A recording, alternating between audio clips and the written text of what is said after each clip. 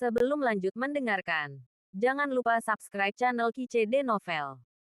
Like dan komen ya bosku. Mantap. P2140. Mata Yuyun Si Mei dipenuhi air mata. Kami bertemu 3 laba-laba wajah dewa yang mati di jurang api kuno. Mereka dibunuh oleh hewan-hewan itu untuk melindungiku. Sayang, Helian Mengde mengangkat kepalanya dan menghela nafas, dan matanya yang keruh berangsur-angsur menjadi basah. Dia sedih. Karena semua keturunan leluhur dinasti Shizu yang memasuki penjara api kuno adalah jenius dari rekan-rekan mereka, tetapi sekarang mereka telah mati.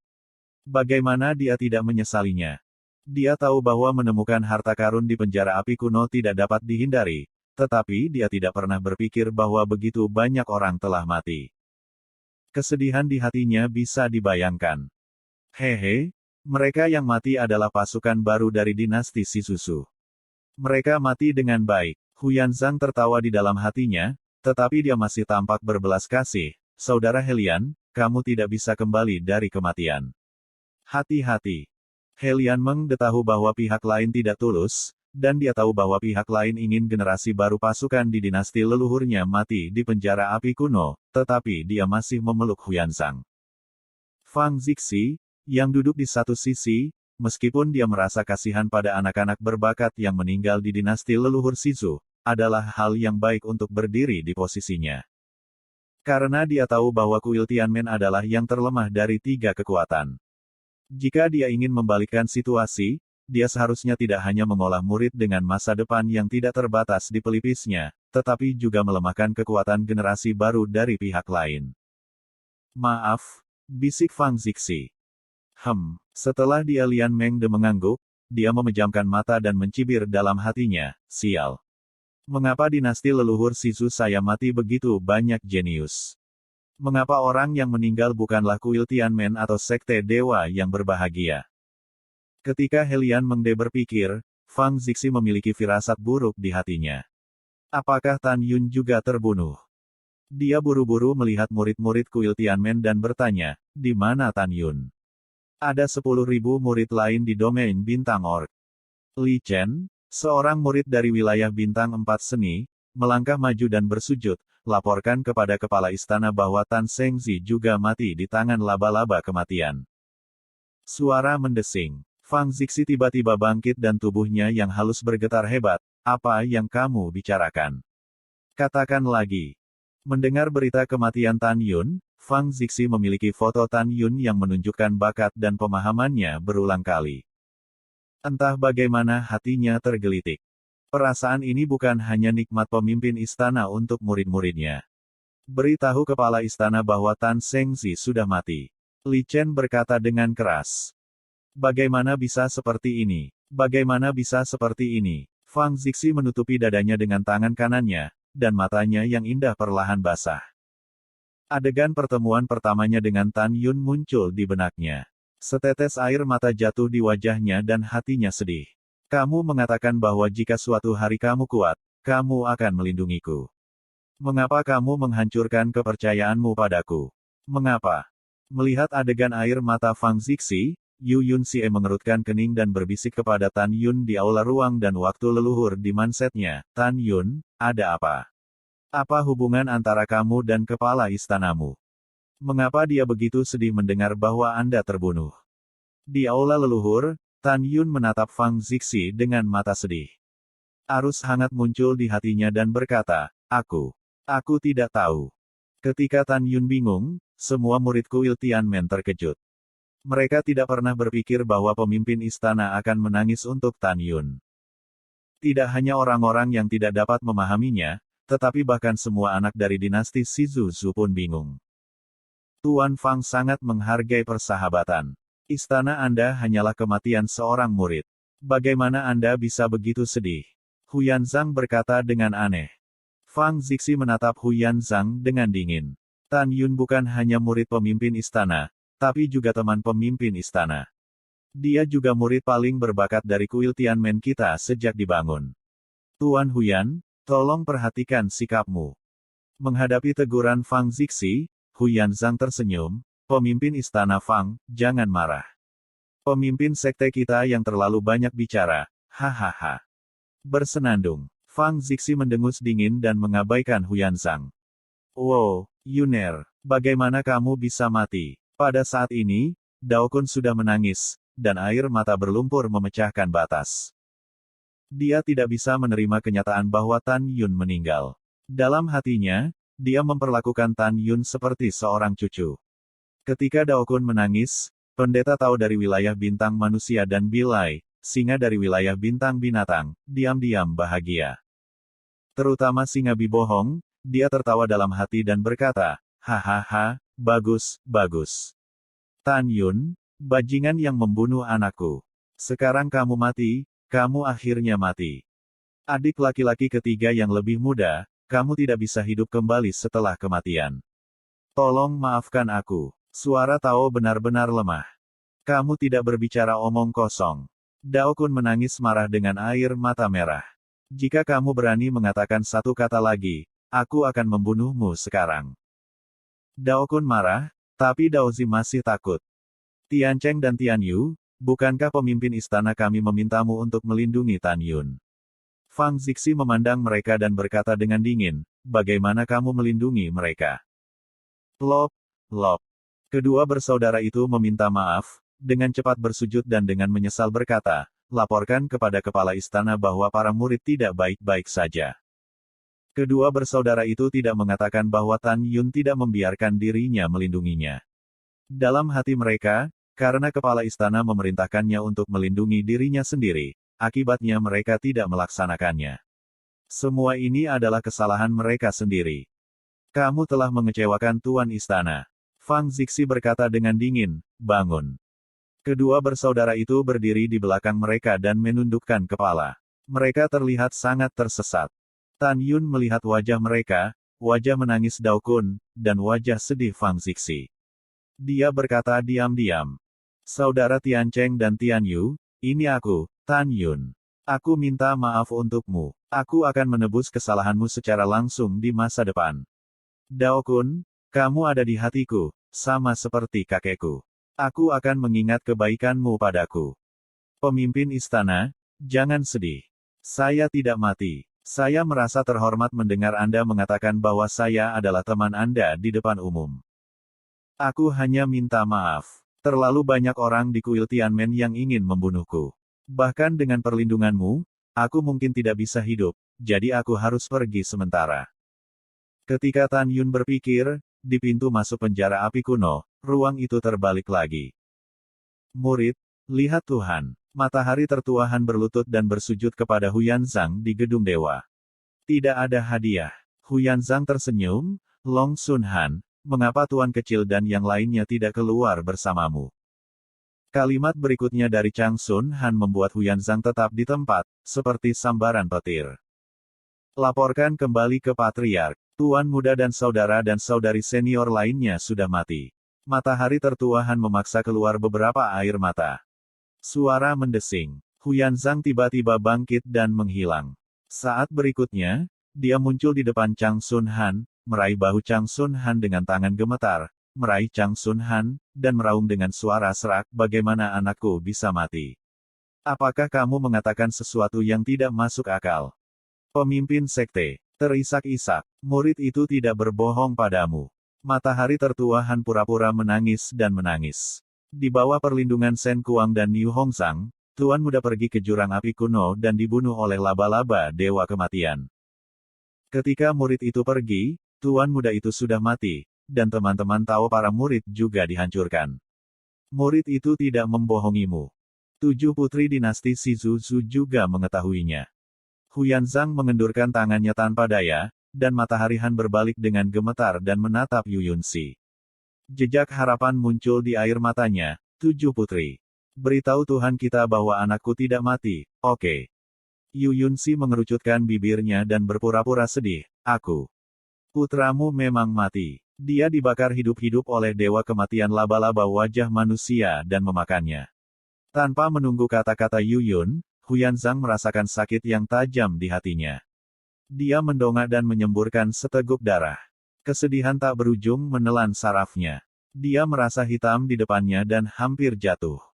Setelah Huyanzang menghentikan tubuhnya, dia menyemburkan 3 suap darah lagi, mendongak dan berteriak, Tuhan.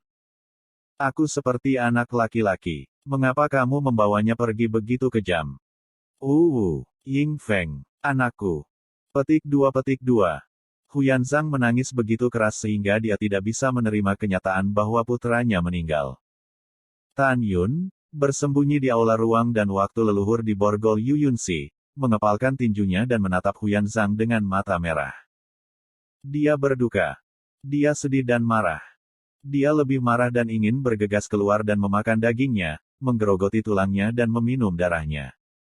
Karena Tan Yun tahu bahwa Ying Feng di Huyan hanyalah kaki tangan dalam membunuh 10 miliar bawahannya. Pelakunya adalah hal lama Huyanzang. Dia terlahir kembali karena dia mengorbankan darah 10 miliar bawahannya. Selain itu, Tan Yun memiliki orang lain yang paling ingin dibunuh, yaitu imam besar dari Sekte Dewa yang berbahagia. Tuan Huyan, saya minta maaf atas perubahannya. Pada saat ini, Helian Mengde berpura-pura sangat simpatik. Setelah putramu meninggal, Sekte Dewa yang berbahagia tidak akan memiliki penerus di masa depan. Kentut, Huyanzang memelototi Helian Mengde. Pemimpin sekte saya secara alami akan mengambil istri dan selir lagi. Sekte Dewa saya yang bahagia tidak akan pernah memiliki penerus. Matahari panjang Han, ayo pergi. Setelah itu, Huyanzang menawarkan perahu ilahi, membawa matahari panjang Han, dan dengan cepat menghilang ke langit. Setelah Huyanzang pergi, Lian Mengde melambaikan tangan kanannya dan mengatur penghalang isolasi suara untuk menutupi Fang Zixi. Helian Mengde memeluk Fang Zixi dan berkata sambil berpikir, Sekte Dewa yang berbahagia menjadi semakin dominan di wilayah Dewa Benua Barat. Ini bukan kabar baik. Huyanzang ambisius. Jika Sekte Dewa yang bahagia terus meningkatkan kekuatannya begitu cepat atau lambat, kuil Tianmen atau dinasti leluhur Shizu akan dianggap sebagai domba gemuk oleh Sekte Dewa yang bahagia. Kaisar Shizu meminta saya untuk memberitahu pemimpin Istana Fang bahwa jika hari itu tiba, saya harap pemimpin Istana Fang akan mempertimbangkan aliansi antara kedua kekuatan kita. Mendengar pidato itu, Fang Zixi menganggukkan kepalanya, Tuan Istanaku mengerti. Oh, omong-omong, kepala istana memiliki permintaan lain. Saya harap pengorbanan besar dapat disampaikan oleh Kaisar Agung Shizu. Helian Mengde memeluk tinjunya dan berkata, tolong bicara, Tuan Fang. Fang Zixi berkata, hanya 30.000 tahun dari makam Tuntian di bawah yurisdiksi dinasti Anda. Tolong tawarkan juga kepada Kaisar Shizu. Bisakah Anda memberi saya beberapa tempat di istana kami untuk memasuki pengalaman itu? Jika Anda membutuhkan persyaratan, jangan ragu untuk menyebutkannya. Setelah mendengar ini, Lian Mengde mengerutkan kening dan berkata, saya tidak berpikir Kaisar akan setuju dengan ini. Lagi pula, tidak pernah ada preseden seperti itu. Tentu saja, tidak ada hal yang mutlak. Mungkin aku akan membuat kemunduran terhadap Kaisar Agung untuk memiliki kesempatan bagi kedua kekuatan kita untuk membentuk aliansi melawan sekte yang tidak manusiawi dari Sekte Dewa yang berbahagia di masa depan. Fang Zixi memeluk tinjunya dan berkata, terima kasih telah menawarkannya. Tuan Istana sedang menunggu kabar baik. Oke, selamat tinggal. Helian Mengde menawarkan perahu dewa dan membiarkan Yu Yunxi dan yang lainnya naik perahu dewa dan mengusir perahu dewa keluar dari ngarai kuno. Fang Zixi menghela nafas, memejamkan mata, meratapi Tan Yun sejenak, mengorbankan sensu, dan terbang keluar. Dari ngarai kuno dengan Daokun, Daozi dan Bi kebohongan. Beberapa bulan kemudian, Fang Zixi mengendarai sensu dan membawa orang-orang kembali ke kuil Tianmen. Daokun membawa murid dari wilayah Bintang 4 Seni dan terbang ke wilayah Bintang 4 Seni. Daozi membawa murid wilayah Bintang Teran ke wilayah Bintang Teran. Singabi berbohong dengan senang hati membawa murid wilayah Bintang Orc dan pergi ke wilayah Bintang Orc.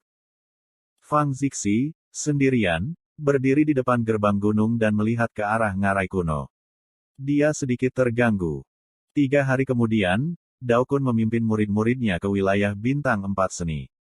Berita kematian Tan Yun menyebar di wilayah Bintang 4 Seni, dan ribuan murid semuanya sedih. Dalam hati mereka, jika Tan Yun tidak mati, dia akan menjadi bintang yang bersinar di bidang Bintang 4 Seni di masa depan, yang dapat memimpin bidang Bintang 4 Seni untuk memuliakan Tan Zushan. Di bagian atas Tan Zushan, mengenakan rok ungu dan ditutupi dengan benang ungu, Sin Bingxuan berdiri tegak dan anggun, memandang ke depan ke langit, hitung waktunya, dia harus kembali. Memikirkan hal ini, mata indah Sin Bingxuan menunjukkan warna rindu yang kuat. Aku belum pernah melihatnya selama 1000 tahun, dan aku tidak tahu apakah dia telah meningkatkan wilayahnya.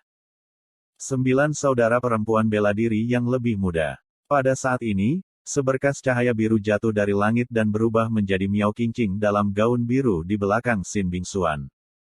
Sin Bingxuan melihat ke belakang dan tersenyum, kakak bela diri ke-8, mengapa kamu ada di sini? Miao Qingqing menggigit bibirnya dan melangkah maju untuk berhenti berbicara dengan Sin Bingxuan. Apa masalahnya? Sin Bingxuan berkata. Adik perempuan bela diri ke-9, aku punya kabar buruk untukmu. Miao Qingqing berkata, jangan terlalu sedih setelah mendengarkan. Apa beritanya? Sin Bingxuan mengerutkan kening, dan firasat buruk datang, tidak mungkin. Apa yang terjadi dengan Tan Yun? Ketika Miao Qingqing mengangguk, hati Sin Bingxuan ditutup. Dia mengulurkan sepasang tangan batu giok, meraih bahu Miao Qingqing dan mendesak, ada apa dengannya? Katakan padaku dengan cepat. 9 saudara perempuan bela diri yang lebih muda, Tan Yun. Miao Qingqing menghela nafas, Tan Yun dibunuh oleh dewa kematian laba-laba wajah manusia ketika dia mencari harta karun di jurang api kuno. Ledakan. Berita kematian Tan Yun seperti petir bagi Sin Bingxuan. Tubuhnya yang halus sering bergetar dan hatinya seperti pisau. Dalam sekejap, air mata pecah dan jatuh. Melalui kerudung ungu tipisnya, wajahnya yang tak tertandingi menjadi pucat. Pucat dan tidak berdarah. Tubuhnya yang halus bergetar sepanjang waktu, dan air matanya terus menetes. Dia tidak mengatakan sepatah kata pun, tetapi napasnya semakin cepat dan semakin cepat. Adik perempuan 9, jangan menakutiku.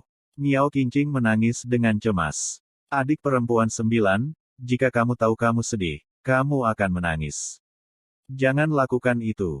Adik bela diri yang lebih muda 9, cepat menangis. Tanpa menunggu kata-kata Miao Qingqing, setetes darah keluar dari hidung Sin Bingxuan Yao.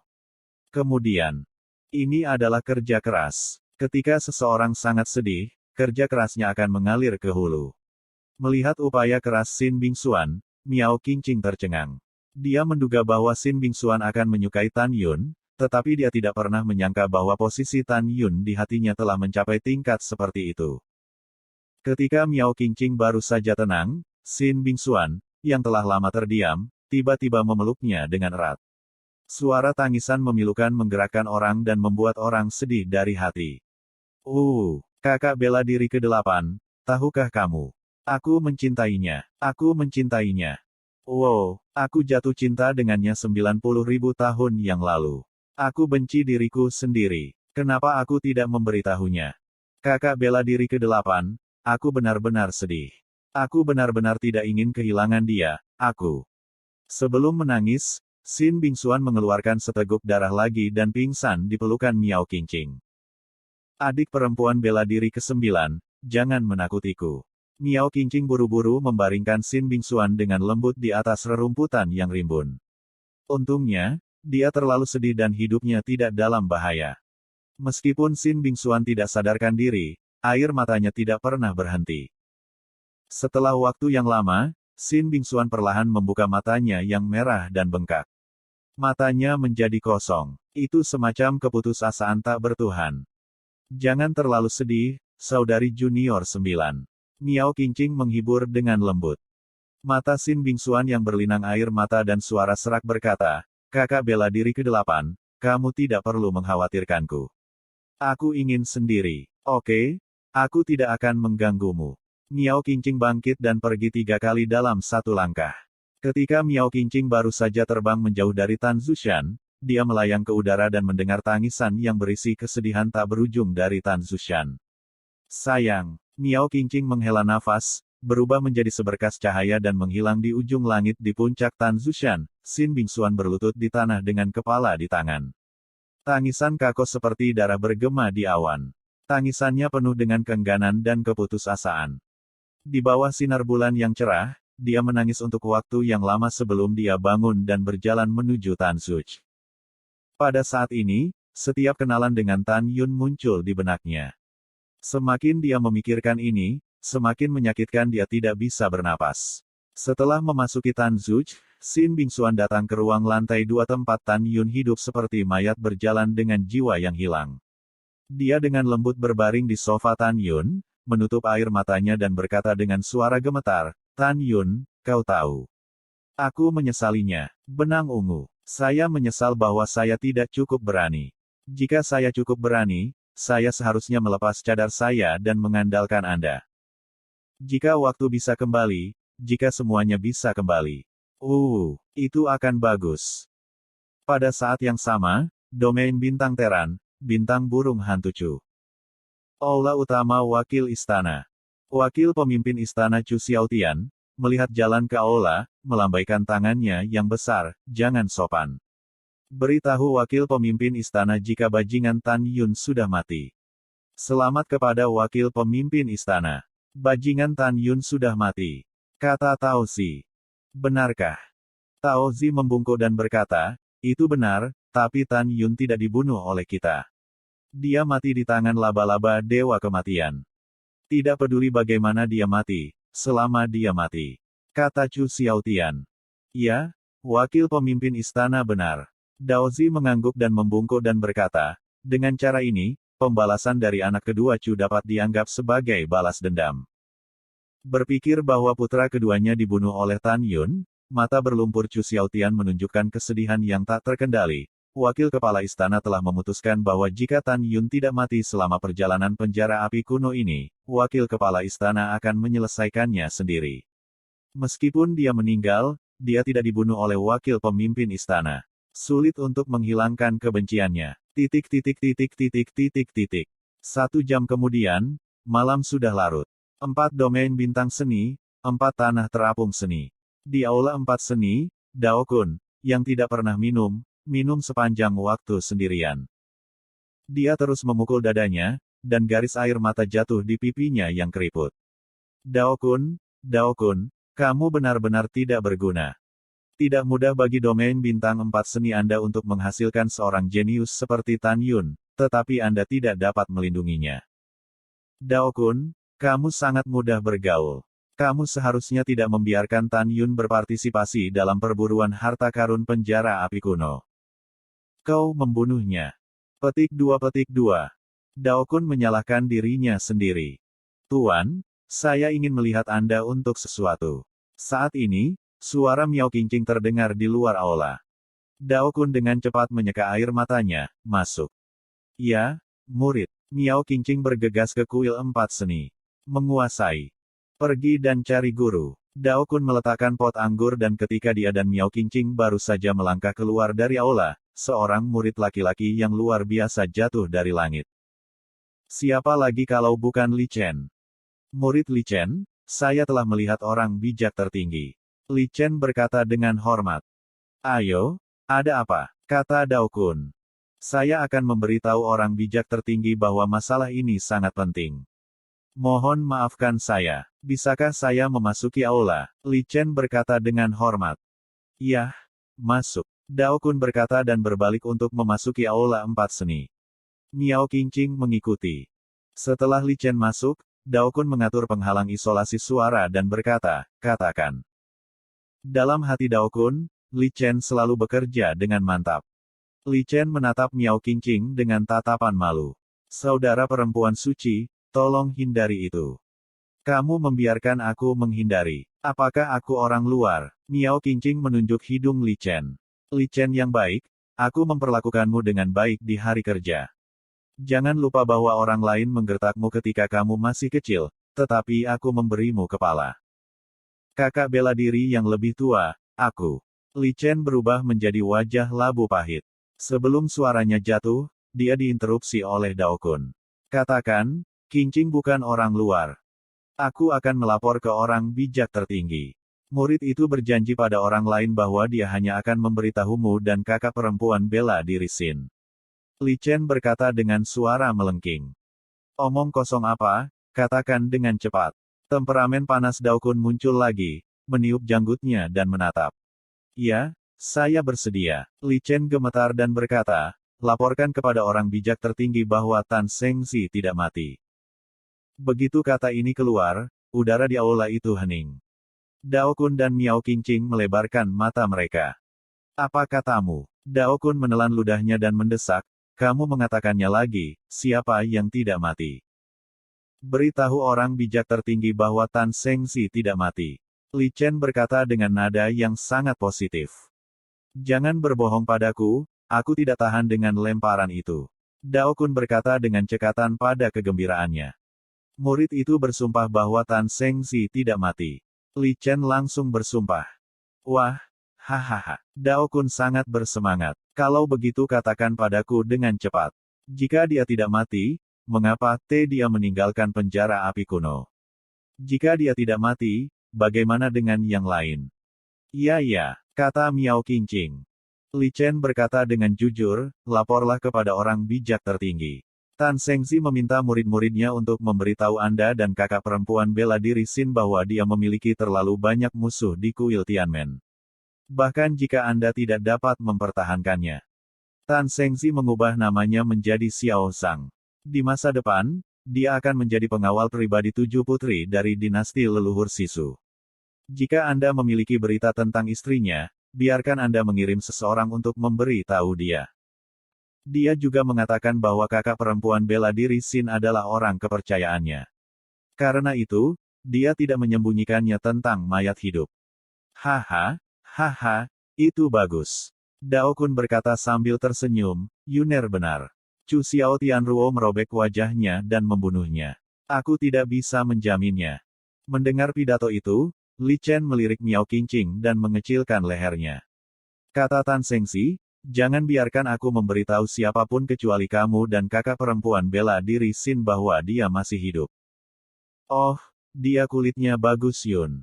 Saat aku melihatnya nanti, lihat bagaimana aku menghadapinya.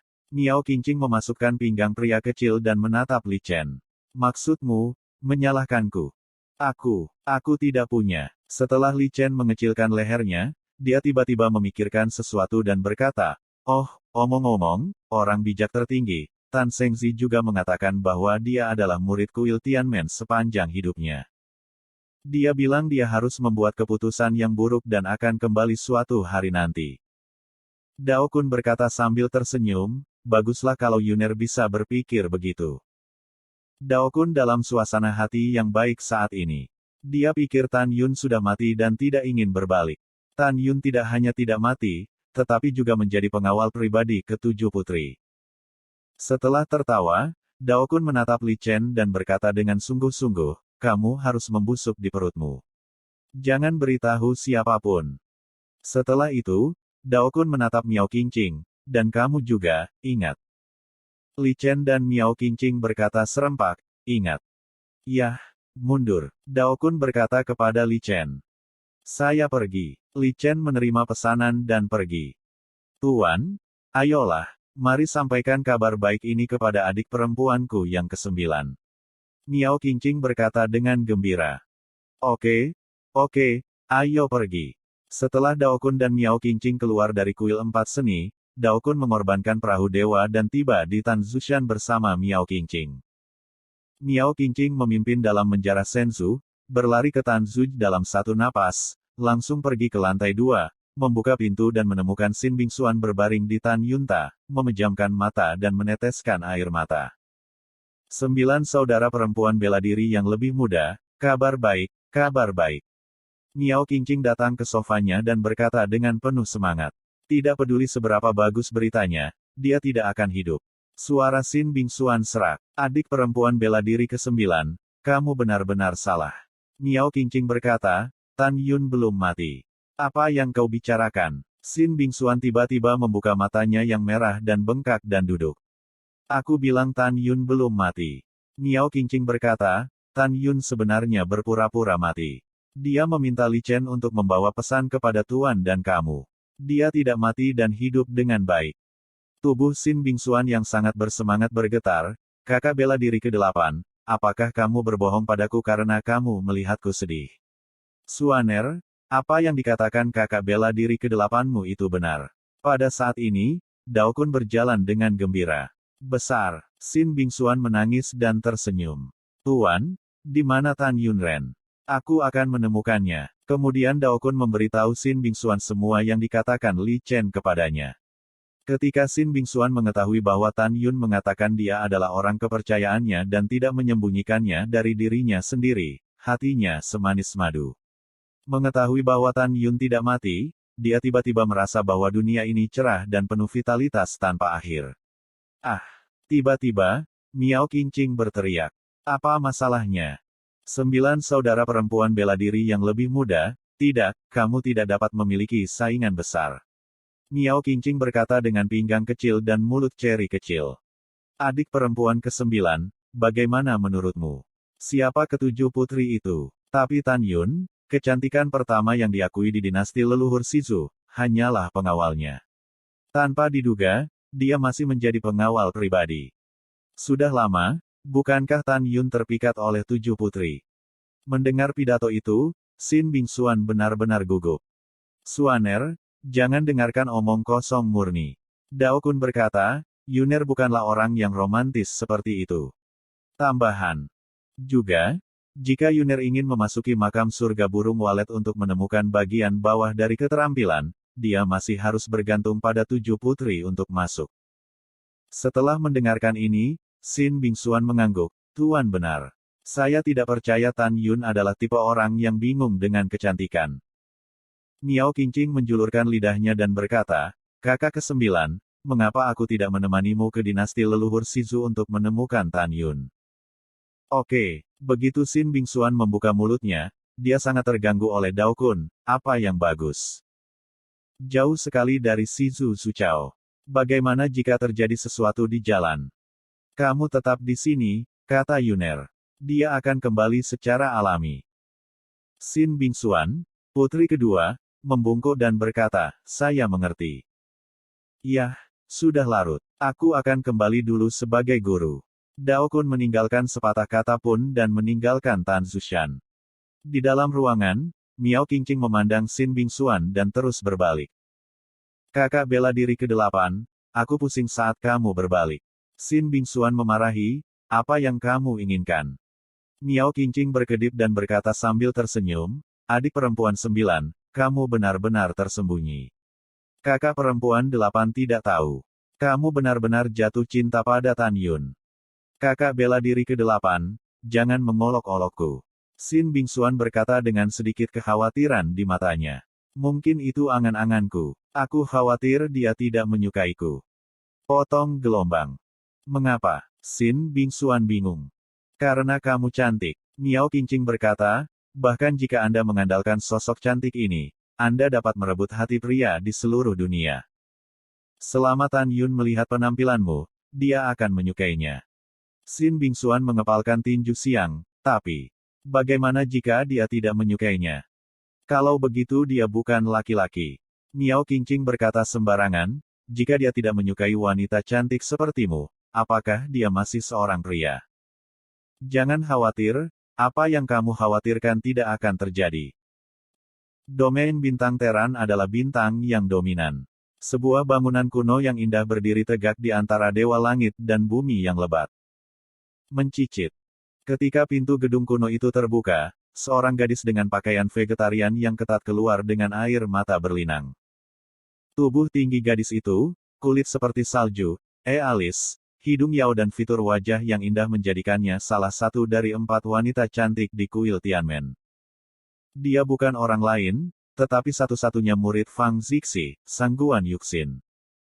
Setelah mengetahui berita kematian Tan Yun, Sangguan Yuxin menemukan tuannya dalam semalam dan bertanya. Ketika dia mengetahui bahwa Tan Yun memang sudah mati, hatinya sedikit sakit. Dia tahu dia dipindahkan ke Tan Yun. Sangguan Yuxin memandangi bulan yang cerah dan mengingat dalam benaknya bahwa Tan Yun telah memanggang permainan untuk dirinya sendiri. Air mata jatuh di wajahnya. Saya masih berpikir, jika suatu hari, ayah saya mengetahui bahwa saya menyukai Tan Yun, bagaimana saya harus meyakinkan ayah saya. Tapi sekarang dia sudah pergi. Waktu berlalu. 23 tahun telah berlalu. Helian Mengde mengemudikan perahu dewa dan membawa semua anak dari leluhur dinasti Sisu. Dia telah berlayar ke wilayah leluhur dinasti Sisu. Tan Yun, bersembunyi di aula leluhur dari Manset Yu Yunxi, berkata, Yunxi, berapa lama lagi? Segera, segera, Yu Yunxi berkata, kita akan tiba di kota leluhur Sisu sebelum matahari terbenam hari ini. 3 jam kemudian, matahari seperti darah. Kota leluhur Sisu adalah kota terbesar di dinasti leluhur Sisu. Tidak ada seorang pun, tetapi gerbangnya setinggi 8 juta kaki. Helian Mengde mengemudikan perahu dewa dan muncul di luar kota leluhur Sisu. Jenderal penjaga kota bergegas untuk memimpin ratusan ribu tentara dan pria, menatap Senzu dan berlutut satu demi satu, dan suara hormat menembus awan, bawahanku mengetuk untuk melihat 7 putri dan penyembah yang hebat. Maafkan aku, kata Helen Mengde, tidak marah. Buka gerbangnya. Bawahan, patuh. Jenderal penjaga kota dengan hormat menerima pesanan dan memberikan tanda. Segera, seberkas cahaya ditembakkan dari token dan dibor ke dalam alur di atas gerbang kota. Ledakan. Gerbang kota, yang tingginya 8 juta kaki, terbuka perlahan dalam semburan guntur. Kemudian Lian Mengde mengendarai Senzu ke kota leluhur Sisu. Ini adalah pengorbanan yang besar. Sang putri belum kembali selama ribuan tahun. Ketika dia kembali hari ini, dia seharusnya bersenang-senang di kota leluhur. Yu Yunxi berkata, sang putri akan kembali ke istana nanti. Bawahanku mengirimimu 7 putri, kata Helian Mengde dengan hormat. Yu Yunxi berkata, dan kemudian meraih Senzu. Kemudian, setelah dia mengendarai Senzu ke pusat kota, dia membiarkan anak-anak berbakat dari semua keluarga di kota leluhur Sisu turun dari Senzu, dan dia pergi sendiri ke kota Kekaisaran Sisu, yang dibangun di ujung timur kota. Dinasti leluhur Sisu. Di jalan yang penuh warna, Yu Yunxi berjalan ke kerumunan yang ramai dan berbisik, Xiao Zhang, kamu bisa keluar. Saat berikutnya, Tan Yun keluar dari udara tipis dari Yu Yunxi. Tan Yun melihat sekeliling dan melihat ke paviliun dan istana yang menjulang tinggi. Dia berkata dengan pujian, itu benar-benar kota terbesar di leluhur dinasti Sisu. Tentu saja, Yu Yunxi tersenyum. Kota leluhur Sisu mencakup wilayah yang sangat luas dengan populasi 18 miliar. Selama itu bukan harta langka, ada yang lainnya di sini. Tan Yun tiba-tiba menemukan sesuatu dan bertanya, Yunxi, mengapa orang-orang ini tidak memberi hormat saat melihatmu?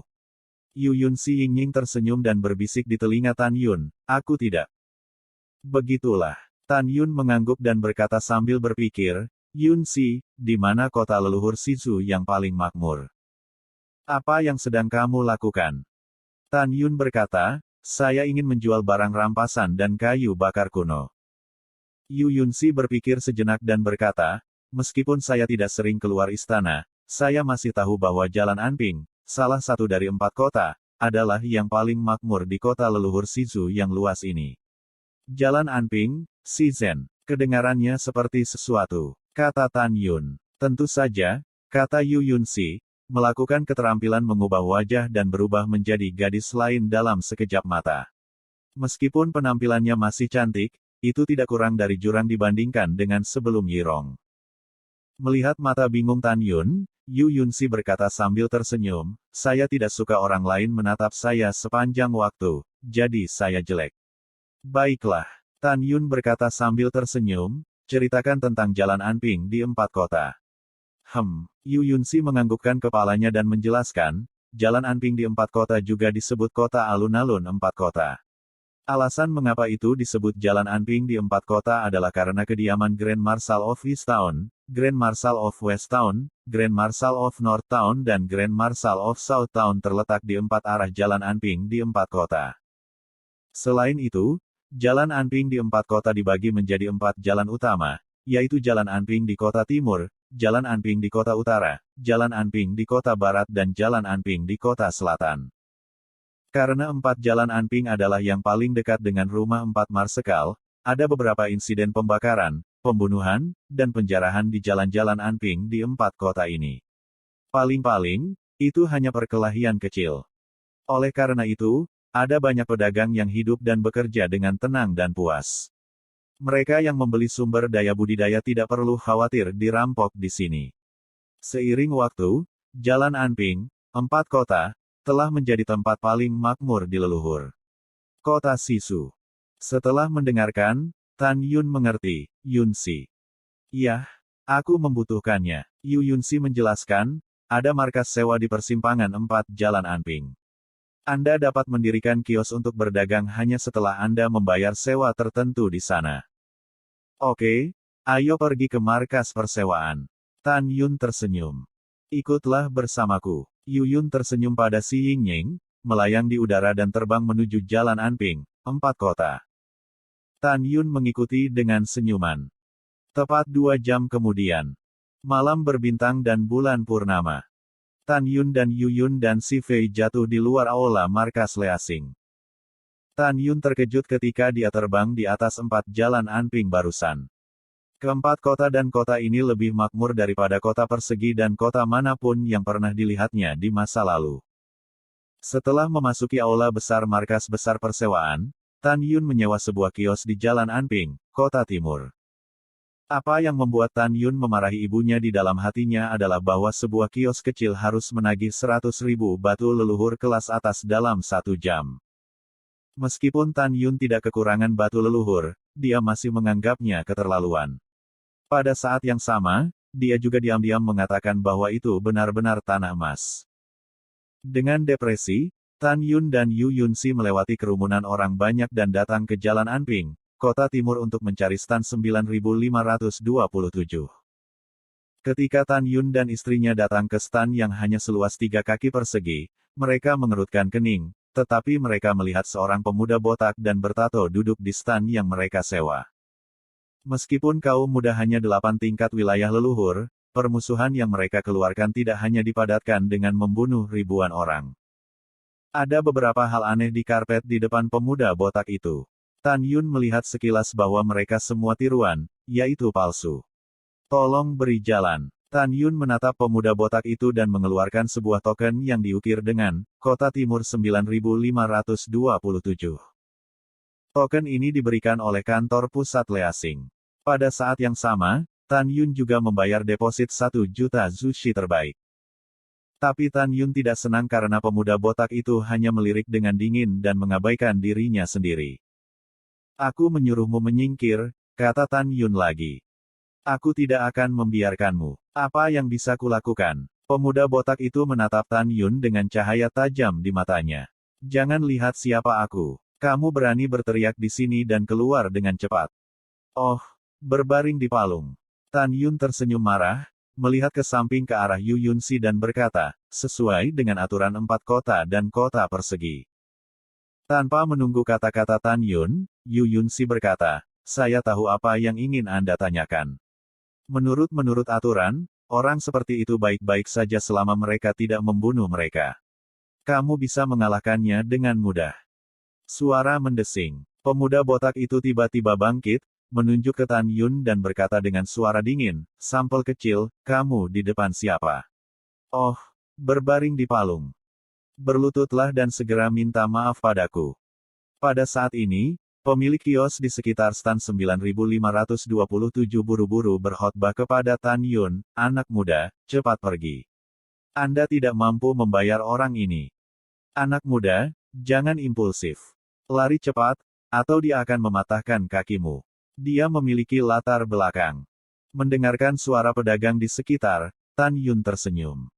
Jika dia memiliki latar belakang, apakah dia masih akan mendirikan kios di sini? Ya, bahkan jika dia memiliki latar belakang, saya masih memiliki latar belakang. Apa yang Anda tertawakan? Pemuda botak itu membentak, aku menghitung sampai 3 dan berlutut. 1, 2. Tanpa menunggu pemuda botak itu berbicara, Tan Yun mencibir, aku akan pergi ke ibumu dan menempati kiosku. Kenapa kamu begitu sombong? Kemarahan Tan Yun tiba-tiba meletus, ditendang, dan kekosongan runtuh. Kaki kanannya membentur lutut kanan pemuda botak itu. Kecepatannya sangat cepat sehingga pemuda botak di wilayah Suhuang tidak bisa mengelak sama sekali. Bang! Ah! Kakiku! Dalam percikan daging dan darah, lutut pemuda botak itu terbuka, dan kakinya yang patah hancur. Pemuda botak itu terbang puluhan kaki terbalik dan menghantam tanah dengan keras. Melihat pemandangan ini, pemilik kios di sekitar benar-benar terpana. Mereka tidak pernah berpikir bahwa pemuda berambut putih akan melakukannya segera setelah dia mengatakannya, dan dia kehilangan kaki dari pemuda botak itu. Pemuda botak menahan rasa sakit, berdiri dengan satu kaki dan memelototi Tan Yun. Kamu berani menyakitiku, kamu bajingan. Sosok Tan Yun melintas dan muncul di depan pemuda botak itu. Dia menjepit lehernya dengan tangan kanannya dan berkata dengan suara rendah, berlutut dan minta maaf padaku segera, dan kemudian berguling dengan sampahmu, jika tidak. Kata Tan Yun, jika tidak, aku berjanji kamu tidak bisa hidup untuk melihat matahari besok. Melihat mata Tan Yun, pemuda botak itu menunjukkan ketakutan yang tak ada habisnya di matanya. Saya tidak tahu mengapa, dia merasa bahwa jika dia tidak mengikuti persyaratan pihak lain, dia akan benar-benar mati dengan menyedihkan. Tan Yun perlahan mengendurkan leher pemuda botak itu dengan tangan kanannya dan mengucapkan kata demi kata, berlututlah. Sebenarnya, pemuda botak itu tidak ingin berlutut, tetapi pada saat hidup dan mati, kaki kirinya tanpa sadar berlutut, saya memiliki mata dan tidak mengenal Taisan. Mohon maafkan saya. Haha, Tan Yun tersenyum, saya menyewa sebuah stan dan menghabiskan 300.000 batu leluhur terbaik. Nah, hormati 300.000 batu leluhur terbaik saya dan masalah ini benar-benar selesai. Bajingan berambut putih, tunggu aku. Pemuda botak itu berkata dengan keras dan diam-diam, dan dengan cepat menawarkan 300.000 batu leluhur kelas atas dari cincin leluhur. Oke, kamu bisa berguling. Tan Yun berkata dengan lemah. Pemuda botak itu bangkit, mengumpulkan barang-barang yang dijualnya ke Suji. Oke, sudah selesai. Tan Yun tersenyum cerah pada Yu Yunsi dan duduk bersila di kios. Yu Yunsi tersenyum dan berdiri di belakangnya. Pada saat ini, seorang pemilik kios setengah baya datang ke Tan Yun. Adik laki-laki, kamu dalam masalah. Tan Yun memeluk tinjunya dan berkata, kakak, bagaimana menurutmu? Pria parubaya itu berbisik, kepala botaknya adalah Si Men Lai. Ayahnya Si Men Chong adalah diakon kepala rumah Grand Marshal di Dongsen. Si Men mengandalkan hubungan ayahnya dan sering mendominasi Jalan Anping di kota timur. Tidak ada yang berani memprovokasi dia. Baru saja saya ingatkan untuk tidak memprovokasi dia. Jika dia ingin menempati stan Anda, biarkan dia melakukannya. Lagi pula, habiskan uang untuk menghilangkan bencana. Tapi sekarang, berbeda. Jika Anda menyia-nyiakan kakinya, dia akan menyusahkan Anda. Berbicara tentang ini, pria parubaya itu mendesak, anak muda, bawa istrimu dan lari dari 4 kota. Yu Yunsi, yang berdiri dengan anggun di belakang Tan Yun, mendengar bahwa pihak lain menyebut dirinya istri Tan Yun. Di bawah sinar bulan yang kabur, pipinya sedikit panas, 6 pemalu dan 4 pemalu. Batuk. Tan Yun mengerutkan hidungnya. Terima kasih telah memberitahu saya. Kemudian, Tan Yun memandang Yu Yunsi dan berkata sambil tersenyum, Nyonya, apakah kita perlu takut? Tidak dibutuhkan. Yu Yunsi menatap Tan Yun. Jangan takut, suami. Keluarga ibuku juga memiliki kekuatan. Kemudian, Yu Yunsi berkata, Tan Yun, kamu berani mengambil keuntungan dari sang putri. Tan Yun terkekeh dan mendapati bahwa menggoda Yu Yunsi cukup menyenangkan. Melihat Tan Yun, Yu Yun dan si pria yang tidak peduli, pemilik warung setengah baya menggelengkan kepalanya, dengan cepat menyimpan barangnya dan pergi. Dalam waktu singkat, puluhan pemilik kios di sisi kiri dan kanan Tan Yun meletakkan barang dagangan mereka dan umumnya ingin pergi. Hei, apa yang membuatmu bingung? Yu Yunsi mengerutkan kening.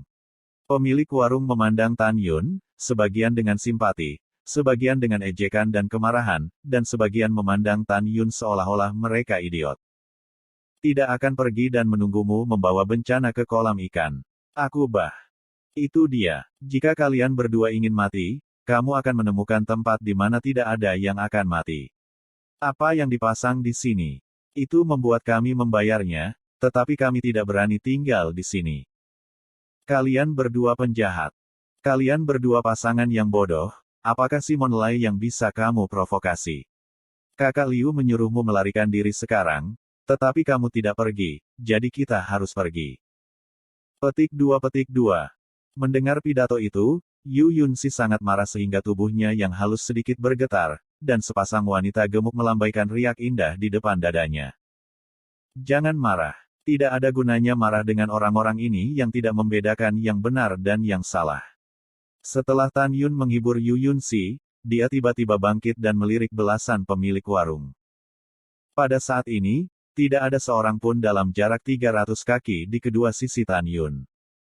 Pemilik kios di setengah jalan di seberang jalan Tan Yun dan 300 kaki jauhnya di kedua sisi Tan Yun melihat ke arah Tan Yun dan berbicara dengan Tan Yun dan Yu Yunsi. Pasangan itu sudah gila, bahkan Simon Lai berani untuk bertarung. Bukan begitu, aku mendengar tentang si Mencong, tapi dia sangat menyayangi si Men Lai. Kulit mereka.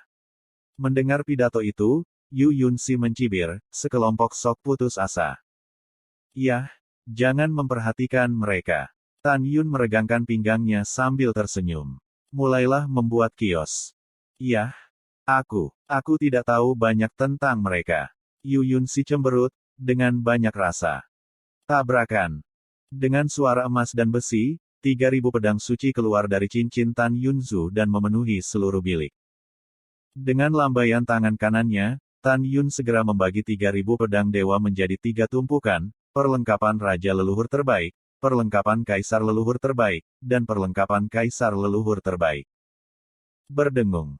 Dengan lambaian tangan kanan Tan Yun, kekuatan Kaisar, Leluhur Guntur, naik ke langit dan berubah menjadi 2 baris karakter raksasa di atas Tan.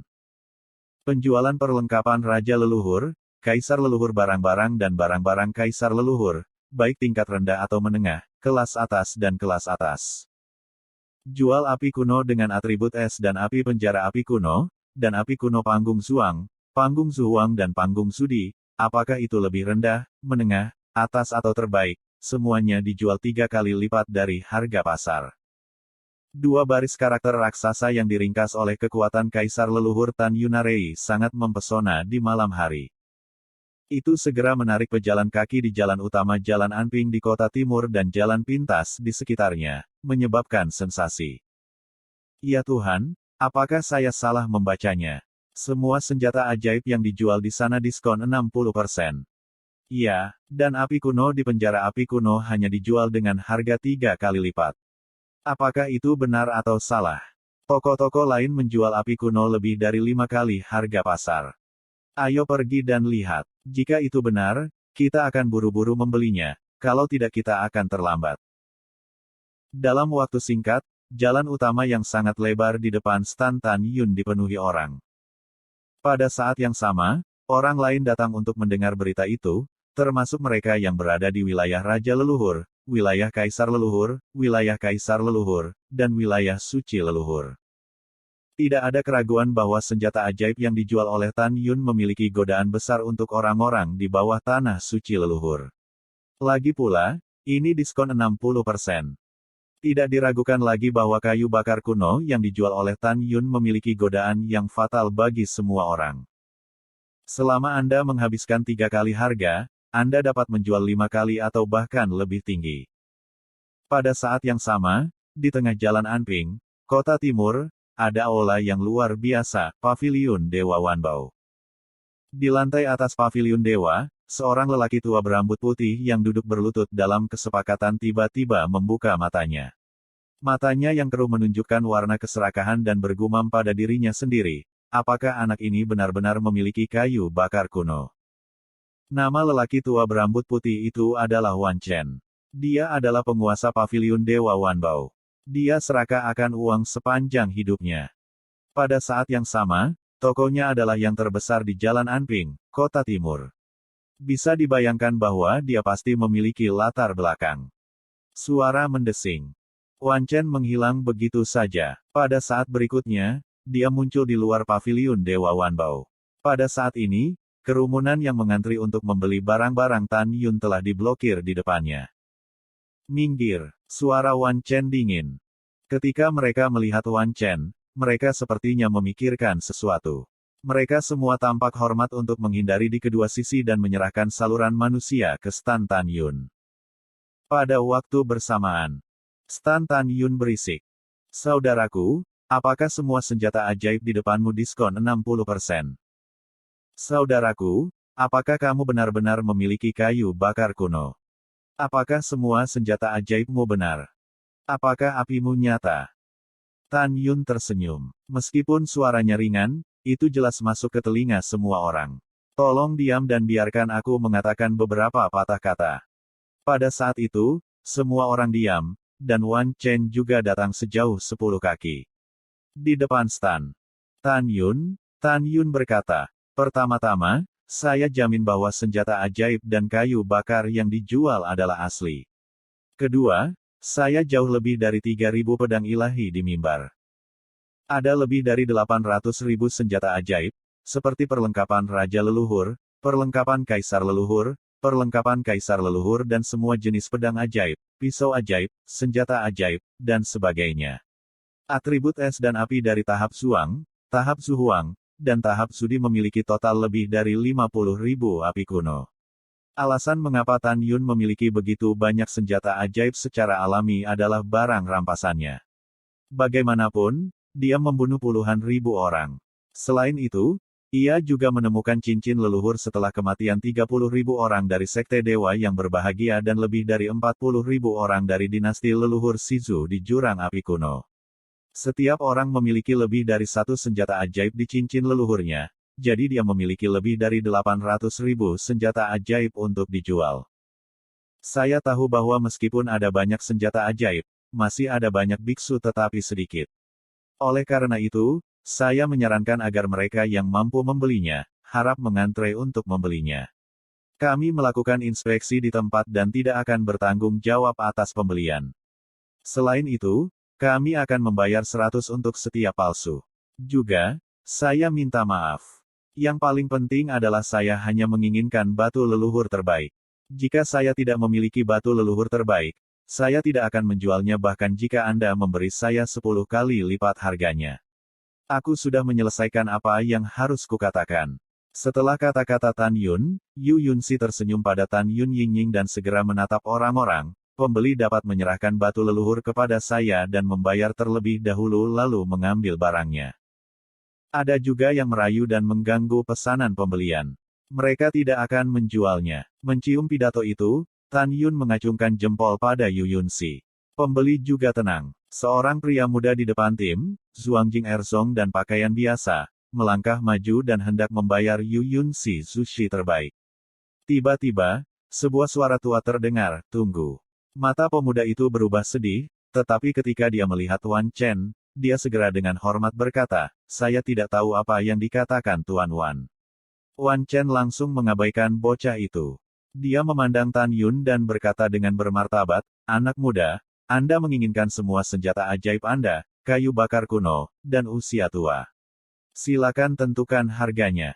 Nada bicara Wan Chen mengungkapkan arti bahwa potensi tidak bisa dihindari. Dia tidak berdiskusi dengan Tan Yun sama sekali. Tan Yun muak dengan pria yang tidak bisa melihat prestasinya. Alis Yu Yunxi terangkat, apakah kamu kaya dan hebat? Mengapa kami harus menjualnya kepadamu? Tadi kita semua bilang kalau mau beli, kita antri. Kalau ada yang memotong antrean, tidak akan laku. Kata-kata Yu Yunxi membuat orang yang ingin membeli senjata api dan sihir bertepuk tangan, tetapi tidak ada yang berani menunjukkannya.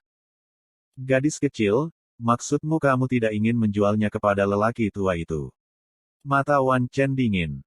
Betul sekali. Yu Yunxi berkata dengan tegas, aku tidak akan menjualnya kepada siapapun kecuali kamu. Haha, Wan Chen, wajahnya dingin dan menatap ke samping ke arah Tan Yun. Anak muda, apakah maksud istri Anda yang Anda maksud? Jangan marah, Tuan Wan. Tan Yun bangkit dan melengkungkan tangannya. Maknanya tidak bisa mewakili makna generasi muda. Xiao Zhang, kamu, Yu Yunxi memelototi Tan Yun. Kamu tidak bisa menjadi pria tanpa garis bawah, apalagi melanggar janjimu. Bagaimana kamu bisa melakukan ini? Pandangan wanita. Wan Chen mencibir dan menatap Tan Yun, buat tawaran. Tan Yun memandang Yu Yunxi yang marah, tersenyum, dan kemudian memandang Wan Chen. Tuan Wan, Anda dapat melihat bahwa begitu banyak orang mengantri untuk membeli. Jika Anda menjualnya kepada Anda Anda akan menyinggung begitu banyak orang. Jadi aku akan menjualmu semua kayu bakar dan senjata sihir, dan kemudian memberi kompensasi kepada yang lain. Jadi, kata Tan Yun. Begitu suara Tan Yun jatuh, Yu Yunsi tertawa terbahak-bahak. Ya, suamiku benar. Dengan harga ini, tidak cukup untuk menjadi kurang. Orang-orang yang awalnya membenci Tan Yun tidak bisa menahan tawa. Ini jelas wajah Wan Chen. Nak, kamu bercanda. Wan Chen memelototi Tan Yun. Tidak, tidak, Tuan Wan salah memahami apa yang disebut kebebasan berdagang. Saya akan meminta Anda untuk membayar. Jika Anda tidak mampu membelinya, itu tidak ada hubungannya dengan generasi muda. Kata Tan Yun. Anak muda, siapa namamu? Wan Chen tiba-tiba bertanya. Xiao Sang. Tan Yun memeluk tinjunya dan berkata, angin musim gugur suram, dan bab ini kacau. Xiao Sang, aku penguasa paviliun Dewa Wanbao. Tan Yun tersenyum dan berkata, aku penasaran. Apakah aku mengenalmu? Mengapa aku harus memberimu wajah? Kalau mau beli, ambil uangnya. Kalau tidak beli, menyingkir. Jangan tunda urusan saya, iya. Kata-kata Tan Yun benar-benar menyulut kemarahan di hati Wan Chen. Wajahnya merah dan telinganya merah, nak, tidak ada yang berani mempermalukan orang tua itu selama bertahun-tahun. Sampai jumpa. Tanpa menunggu kata-kata Wan Chen, gerakan Yu Yunsi menghangatkan hati Tan Yun. Tapi Yu Yunsi melangkah maju, berdiri di depan Tan Yun dan berkata dengan dingin, Wan Chen, apa yang ingin kamu lakukan? Terus terang, kamu adalah anjing pangeran ke-6.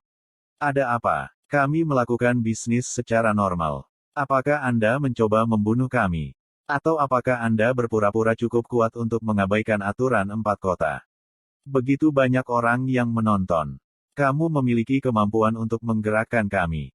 Setelah kata-kata Yu Yunsi, dia berkhotbah kepada Tan Yun, pangeran ke-6 kejam dan kejam. Saya telah berselisih dengannya. Saya benci ketika saya melihat 10.000 debu ini. Tan Yun berkata, aku mengerti. Sebaliknya, wajah Wan Chen memerah karena marah saat ini. Dia menatap Yu Yunsi dan menahan dorongannya untuk menamparkan Yu Yunsi sampai mati. Malu. Rasa malu tak berujung mengamuk di saraf Wan Chen. Dia sangat marah sehingga paru-parunya akan meledak. Tapi dia tahu bahwa dia tidak bisa melakukannya secara terbuka. Wan Chen menarik napas dalam-dalam, melirik Tan Yun dan Yu Yunsi, dan tersenyum marah, bagus, bagus. Kemudian, Wan Chen berbalik dan pergi tanpa melihat ke belakang. Wan Chen kembali ke paviliun Dewa Wanbao sepanjang jalan. Setelah memasuki paviliun tingkat atas, dia menghancurkan gelas anggur di atas meja dan meraung, ayo. Tuan, ada apa denganmu? Seorang pria parubaya dengan kumis bergegas ke kesepakatan. Orang ini adalah pelayan Wanbao Senge, Tong Wu. Wan Chen sangat marah dan berkata, Anda mengirim seseorang untuk membunuh semut Mol Xiao Sang dan istrinya ke Lao Zhao. Tuan dan Nyonya Xiao Sang. Bingung Tong Wu. Pasangan yang sekarang mendirikan kios untuk menjual kayu bakar dan senjata ajaib. Mata Wan Chen jahat. Xiao Zhang hanyalah kesempurnaan besar dari alam leluhur, dan istrinya adalah bobot ketujuh dari alam leluhur. Oke, bawahan mengerti. Tong Wu dengan hormat berkata. Ingat, lakukan dengan bersih. Bagaimanapun, kita adalah 6 pangeran. Kami tidak dapat ditangkap dan mempengaruhi 6 pangeran.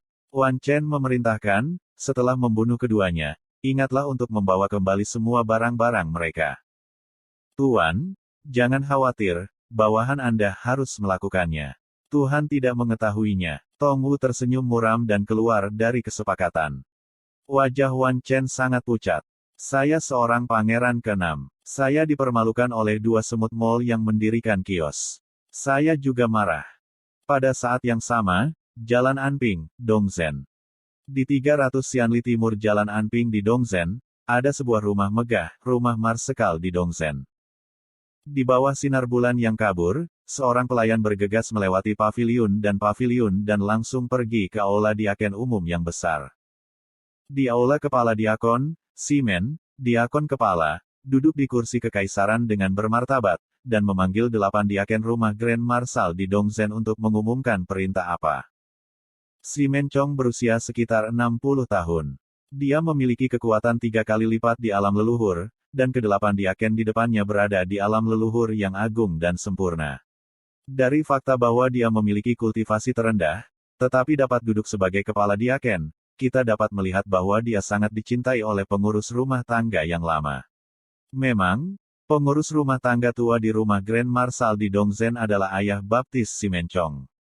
Selain itu, pengurus rumah tangga tua itu awalnya bermarga Wang dan bernama Li. Kemudian, ia memasuki silsilah dan diberi nama keluarga Qi oleh Grand Marshal Dongzhen dan berganti nama menjadi Qili. Dong dong dong. Kepala diaken, keadaannya buruk. Dengan ketukan tiba-tiba di pintu, suara kecemasan terdengar di luar aula kepala diaken. Masuk. Simon mengerutkan kening, jelas terganggu dan tidak senang. Aku akan menurutimu, kata pelayan itu. Setelah menerima pesanan, dia mendorong pintu dan bergegas ke aula. Apa masalahnya? Tanya si Moncong. Beritahu kepala diaken bahwa Tuan Muda Simen dipukuli. Pelayan itu berkata, Tuan Muda Simen membiarkanmu pergi. Siapa yang menyakitinya? Wajah si Moncong menjadi gelap. Aku tidak tahu. Si Moncong mengambil napas dalam-dalam, terbang keluar dari aula diakon umum dan terbang ke paviliun tempat tinggal putranya, diikuti oleh 8 diaken lainnya. Hanya beberapa menit kemudian, si Moncong datang keluar paviliun putranya. Dia dengan cepat memasuki kamar di lantai 2 dan menatap Simon Lai yang berbaring di sofanya. Dia merasa pusing. Tapi dia menemukan kaki kanan anaknya hilang. Ayah, kamu harus membalaskan dendamku. Seru Simon Lai. Lair, ayahku akan membalaskan dendammu. Si Moncong berkata dengan kesakitan dan cemas, Lair, di mana kakimu? Ayah, kaki anak itu hancur dan kaki yang patah itu hancur. Terisak-isak, Simon Lai menangis kesakitan. Sialan, siapa yang melakukannya? Si Moncong sangat marah. Dia tidak menyangka bahwa kaki putranya baru saja patah dan menghancurkan semua kaki yang patah, yang berarti putranya harus menyambung kembali kaki orang lain. Wosh, wosh. Pada saat ini, 8 diaken menjarah ke dalam ruangan dan berkata dengan marah, Tuan Simon, siapa yang menyakitimu? Kami akan membalaskan dendammu. Ya, Tuan Simon. Simon Lai berkata, Ayah, Paman, saya terluka oleh seorang pemuda berambut putih yang mendirikan warung. Di mana dia? Si Moncong menggertakkan giginya, mengambil pil dan memberikannya kepada Simon Lai. Ayah, dia ada di Jalan Anping di kota timur, kata Simon Lai. Iya, nak, istirahatlah dan selesaikan dengannya sebagai seorang ayah. Si Mencong berkata dengan wajah garang, bajingan sialan, berani menyakiti anakku di rumah Grand Marshal di Easttown. Ayah, anak itu akan pergi bersamamu, dan anak itu akan menebasnya dengan tangannya sendiri. Kata Simon Lai. Oke. Kemudian si Mencong meminta seseorang untuk membawa Simon Lai dan meninggalkan mansion dengan marah bersama 8 diaken. Pada saat ini, seorang pria muda berbaju putih berpakaian seperti seorang sarjana, melihat diaken yang meninggalkan mansion, mengerutkan kening, memanggil seorang pelayan dan bertanya, apa yang terjadi? Beritahu tuan muda kedua bahwa putra kepala diaken dipukuli, dan kepala diakon pergi mencari yang terluka. Kata pelayan itu dengan jujur. Tuan muda kedua di mulutnya adalah Qi Cheng. Ayahnya adalah Grand Marshal Qi Long dan Grand Marshal Dongzhen. Qi Kong, kakak laki-laki tertuanya, adalah pria tercantik di dinasti leluhur Sisu. Dia memiliki bakat yang hebat dan selalu mendambakan kecantikan Yu Yunxi. Qi Kong ingin menikahi 7 putri suatu hari dan menjadi menantu Kaisar Sisu, untuk mengkonsolidasikan posisi Grand Marshal. Haha, Qi Cheng berkata sambil tersenyum, Simon Lai bukan orang baik. Dia pantas dipukul. Setelah itu, Qi Cheng menyenandungkan lagu dan pergi. Pelayan itu melihat ke belakang Qi Cheng dan berkata secara rahasia, Tuan muda kedua benar-benar. Bagaimanapun, tergantung pada tuannya untuk mengalahkan anjingnya. Simon Lai dipukuli, dan Anda tidak peduli sebagai tuan muda kedua. Jika tuan muda tahu tentang ini, dia akan beralih ke Simen. Sesaat kemudian, Jalan Anping, Kota Timur. Tan Yun, Yu Yun dan Si sangat senang karena mereka telah menjual semua senjata ajaib dan kayu bakar kuno.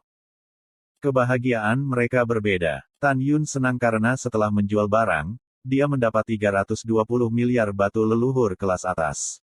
Dengan batu leluhur di tubuhnya dan batu leluhur di jarahan, ada total 330 miliar batu leluhur kelas atas. Dia sangat bersemangat untuk berpikir bahwa dengan begitu banyak batu leluhur kelas atas, dia bisa berlatih di susunan ruang waktu bintang di kuil Tianmen di masa depan. Yu Yunxi senang karena dia belum pernah merasakan kesenangan menjual barang dan menghitung uang dengan lembut. Jika Anda ingin membuka arai ruang waktu di domain bintang, Anda perlu mengkonsumsi 30 juta batu leluhur kelas atas sehari. Dengan cara ini, masih ada beberapa batu leluhur kelas atas di tangan saya. Jika saya punya kesempatan untuk mendapatkannya lagi di masa depan. Setelah mengambil keputusan, Tan Yun melihat kerumunan di depannya dan berkata dengan kepalan tangan, "Maaf, semuanya, saya sudah menjual barangnya. Jika ada lebih banyak barang di masa depan, saya akan menjualnya kepada Anda." Kemudian, Tan Yun melihat ke belakang dan dengan penuh semangat menatap Yu Yunxi dan berkata, "Yunxi, ayo pergi dan kembalikan depositnya lalu kembali ke istana. Aku tidak sabar untuk bertemu keluargaku." "Oke," Yu Yun dan Si Yingying berkata sambil tersenyum, "aku akan membawamu kembali ke istana kekaisaran dan kemudian pergi ke menara hantu." Tan Yun tersenyum cerah, dengan perasaan yang melonjak. Pada saat dia dan Yu Yunxi baru saja berbalik, ada suara menderu di belakangnya, "Kalian berdua berhenti." Segera, niat membunuh Jiugu menyelimuti Tan Yun. Tan Yun menoleh ke belakang, tetapi melihat sekelompok orang datang ke arahnya. Secara alami, Si Mencong adalah pemimpinnya, dan 8 orang parubaya di belakangnya adalah diaken kediaman Grand Marshal di Dongzhen. Di belakang 8 diaken, 8 pengawal membawa sedan, di mana Si Menlai, yang kehilangan kaki kanannya, terbaring. "Tan Yun, jangan takut," Yu Yunxi berkata, "jika mereka berani menggertakmu, kamu akan membunuh mereka." Mendengar kata-kata Yu Yunxi, Tan Yun tentu saja tidak khawatir di rumah. "Aku tidak tahu siapa kamu, mengapa kamu memanggil kami?" Tan Yun membuang senyumnya dan menatap Si Mencong tidak jauh di depannya. "Jangan berpura-pura bodoh." Si Mencong memelototi Tan Yun dan bertanya, "Laer." 8 membawa Si Menlai di kursi sedan besar, menahan rasa sakit karena patah kaki, terbang dari kursi sedan besar, berdiri di depan Tan Yun dengan satu kaki, memelototi Tan Yun, "Ayah, dia anak yang patah." Melihat adegan ini, para penonton memandang Tan Yun dengan tatapan berbeda. Beberapa tampak simpatik dan sombong. Mendengar pidato itu, Si Mencong memelototi Tan Yun dan meraung, "Saya pikir Anda bajingan telah memakan hati beruang dan keberanian macan tutul. Beraninya Anda menyakiti anak saya."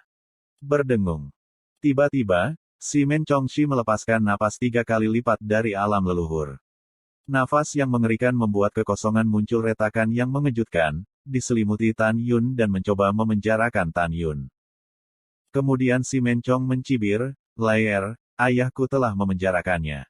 Dia telah menyia-nyiakan kakimu. Sekarang kamu biarkan dia menggandakan pengembaliannya dan menyia-nyiakan kakinya. Membuang kakiku." Tan Yun tersenyum di dalam hatinya, tetapi wajahnya terpenjara dan tidak bisa bergerak. Yu Yunxi memandang Tan Yun, yang tidak bergerak, dan buru-buru mendengar, "Tan Yun, tidakkah kamu benar-benar di penjara?" Tan Yun berkata, "Bagaimana saya bisa? Hanya karena mereka ingin berurusan dengan saya, itu hanya mimpi." Ketika Tan Yun dan kedua orangnya berbicara, Si Menlai memutar tangan kanannya, pedang ajaib keluar dari udara tipis, menyapu langit rendah dengan jari kakinya, dan berdiri di depan Tan Yun secara mandiri. Raut wajah Si Menlai berubah. Tangan kirinya menyentuh kepala botak seperti lampu yang terang.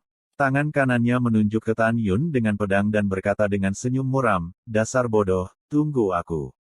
Aku akan menghancurkan kedua kakimu dulu, lalu mengirim seseorang untuk membunuhmu malam ini. Jika kamu bisa hidup untuk melihat matahari besok, aku Si Menlai akan mengambil nama belakangmu." Mendengar pidato itu, Tan Yun berkata, "Bodoh, aku ingin menyelamatkan hidupmu hari ini. Aku tidak mengira kamu hanya ingin membunuhku. Itu benar, masuk akal bagiku untuk membunuhmu." Si Menlai mengendus dan berkata, "Oke, aku akan menunggumu untuk membunuh." Wah, Simon Lai mengayunkan pedangnya dan memotong kaki Tan Yun dengan raungan. Pada saat ini, para penonton memutuskan bahwa Tan Yun akan segera kehilangan kakinya, tetapi adegan berikutnya mengejutkan semua orang. Keluar. Tetapi dalam suara seperti guntur, Tan Yun, yang awalnya tidak bergerak, tiba-tiba berbalik ke samping seperti kilat untuk menghindari pedang Simon Lai, mengayunkan lengan kanannya, dan telapak tangan kanannya tiba-tiba menarik wajah Simon Lai dengan kekosongan yang runtuh. Bang! Sebelum Simon Lai bisa bereaksi, seluruh kepalanya meledak, jiwa dan janinnya hancur, dan tubuh tanpa kepala itu jatuh di kaki si Mencong. Diam, diam mati. Kecuali Yu Yunsi tahu bahwa Tan Yun adalah orang yang tegas, tidak ada orang yang hadir berpikir bahwa Tan Yun akan membunuh si Men Lai tanpa ragu-ragu. Dan dia dengan tegas membunuh si Men Lai di depan si Mencong. Ledakan. Melihat tubuh putranya, kepala si Mencong berdengung. Dia tidak menyangka bahwa dia tidak memenjarakan Tan Yun barusan. Terlebih lagi, Tan Yun berani membunuh putranya di depan wajahnya sendiri. Setelah keheningan singkat, si Mencong menjadi tenang. Tubuhnya gemetar dan air mata keluar. Tidak. Si Mencong berlutut di tanah, memegangi tubuh Simon Lai. Wosh! Wosh! Bayangan itu berkedip, dan 8 diaken dari alam leluhur mengelilingi Tan Yun dan Yu Yunsi di tengah. Salah satu diaken memelototi Tan Yun dan meraung, "Kamu sangat berani sehingga kamu berani membunuh orang di depan umum, mengabaikan aturan 4 kota dan kota. Hari ini, diakon membunuhmu." Ketika diaken hendak melakukannya, si Mencong berteriak, "Jangan lakukan itu, aku akan membunuhnya sendiri.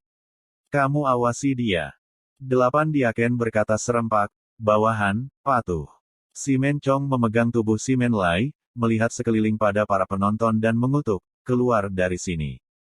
Para penonton ketakutan, dan dalam sekejap mata. Yang berani marah tapi tidak berani bicara diawasi dari kejauhan. Kebanyakan orang tidak bisa menahan diri untuk tidak bersorak. Mereka tahu bahwa si Men Lai telah melakukan banyak kejahatan dan seharusnya sudah dibersihkan sejak lama. Sekarang dia sudah mati, akan ada banyak kedamaian di Jalan Anping di kota timur. Pada saat yang sama, kebanyakan orang memandang Tan Yun yang dikelilingi oleh 8 diaken, dan hati mereka terpaku.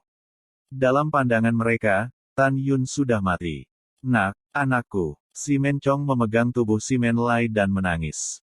Hidung dan air matanya bercampur di mulutnya. Ini semua salah menjadi ayah. Ini semua salah menjadi ayah yang tidak melindungimu dengan baik.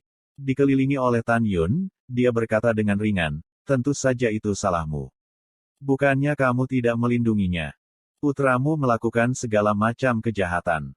Dia pantas mati. Kamu baru saja membesarkannya, tetapi kamu tidak mengajarinya bagaimana menjadi seorang pria. Ini juga merupakan bencana untuk menjaga orang yang tidak berpendidikan seperti itu. Ketika aku bertemu denganku hari ini, aku akan menyingkirkannya atas namaku." "Haha, aku sedang dalam suasana hati yang baik." Si Mencong sangat marah sehingga dia gemetar. Dia menahan kesedihan dan kemarahan dan dengan lembut meletakkan tubuh Simon Lai di tanah. "Nak, sebagai seorang ayah, aku akan membalaskan dendamu." Simon bangkit dengan gemetar dan memelototi Tan Yun, "Dasar bajingan, aku ingin kamu mati hari ini." "Beraninya kau," Yu Yunsi berkata dengan dingin. Simon berteriak marah, "Coba lihat kalau aku berani. Aku akan membunuhmu pesina dan pesina yang membunuh anakku." Begitu komentar ini keluar, Yu Yunsi benar-benar marah, "Xiao Zhang. Oke." Wajah Tan Yun muram, "Aku hanya ingin. Bajingan bodoh, kembalikan nyawa anakku." Tubuh si Mencong bersinar dengan emas, dan mengeluarkan kekuatan leluhur emas. Dia bangkit di udara dan meraih Tan Yun dengan tangan kanannya di udara. Berdengung. Ketika kekosongan retak, cakar naga Baizang yang dipadatkan oleh kekuatan leluhur emas ditutupi oleh Tan Yun. Sungguh konyol ingin membunuh Lao Su. Dengan seringai di wajahnya, Tan Yun naik ke langit di mata orang-orang yang terkejut. Tubuhnya menabrak cakar naga dan meninju dada si Mencong.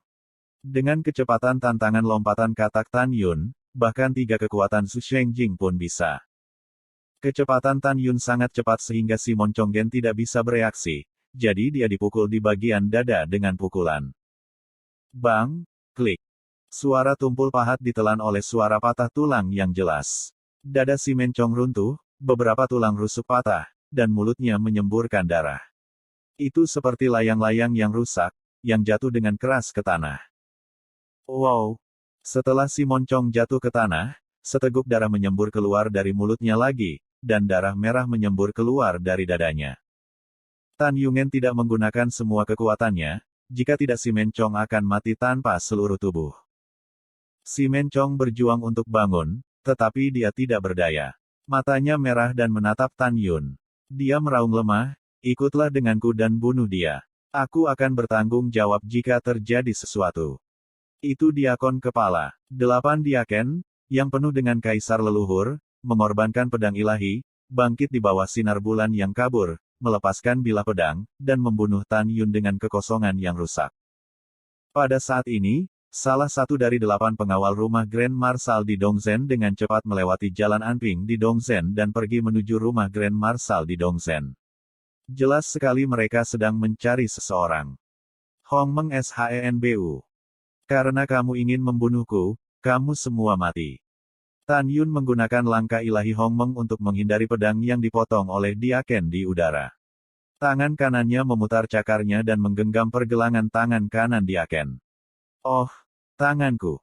Klik. Tan Yun mencubit dan mematahkan pergelangan tangan diaken. Setelah meraih pedang dengan tangan kanannya, dia melintas melewati diaken, dan kemudian menunjukkan langkah surgawi Hongmeng lagi, bolak-balik di antara pedang di udara. Wosh! Wosh! Pada saat ini, karena Tan Yun terlalu cepat, itu seperti 7 Tan Yun muncul di depan 7 diaken pada saat yang bersamaan. Pada saat berikutnya, 7 bayangan sisa Tan Yun dengan cepat tumpang tindih dan berubah menjadi tubuh asli Tan Yun. Adegan yang membuat takut orang-orang yang menyaksikan perang terjadi. Dalam perhatian publik, 8 diaken dari lingkaran besar kaisar leluhur menunjukkan jejak garis darah di leher mereka. Garis darah meluas dengan cepat dan darah keluar. Kemudian 8 kepala menyelinap ke leher mereka dan 8 tubuh tanpa kepala jatuh ke langit malam. Pergi. Tanpa menunggu jiwa leluhur dan janin dari 8 kepala terbang keluar, Tan Yun melambaikan tangan kanannya, menarik busur dari udara kosong dengan pedang sihirnya, dan menembus 8 kepala dengan darah. Semua 8 jiwa dan janin dihancurkan. Berdengung. Segera, pedang ilahi jatuh secara vertikal dari langit, dan cahaya darah tiba-tiba muncul, menusuk kaki kanan si Mencong dan masuk ke tanah. Melihat guntur Tan Yun membunuh 8 bawahannya, si Mencong sangat ketakutan hingga dia melupakan rasa sakit dan nafasnya. Suara mendesing. Tan Yun melintas di kehampaan dan muncul di depan si Mencong. Dia berkata dengan acuh tak acuh, "Mengapa kamu takut? Apakah kamu tidak akan membunuhku?" Tan Yun mengangkat kakinya dan menginjak wajah si Mencong. Dia masih tampak acuh tak acuh. "Putramu salah dulu, dan suara itu membuatku tidak bisa hidup untuk melihat matahari besok. Aku tidak melanggar hukum untuk membunuhnya.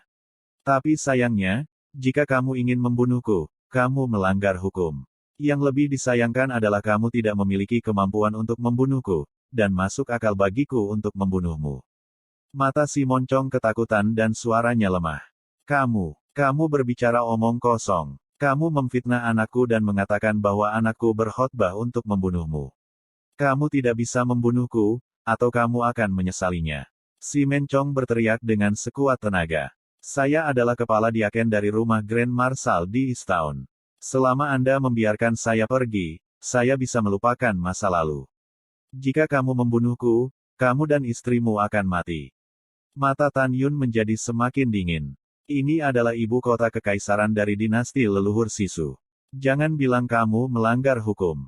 Bahkan jika kamu melanggar hukum, kamu juga melakukan kejahatan yang sama dengan rakyat jelata. Kamu pikir kamu siapa? Setelah itu, Tan Yun tiba-tiba mengangkat kakinya dan hendak membenturkan kepalanya ke si Mencong. Tiba-tiba, sebuah suara tua dengan niat membunuh memotong langit malam, "Berani, nak." Ledakan. Kemudian, kekuatan nenek moyang bumi yang tebal dan berwarna coklat berlari melalui langit malam dan datang ke dada Yun dengan bau yang mengerikan. Tan Yun dikejutkan oleh kecepatannya.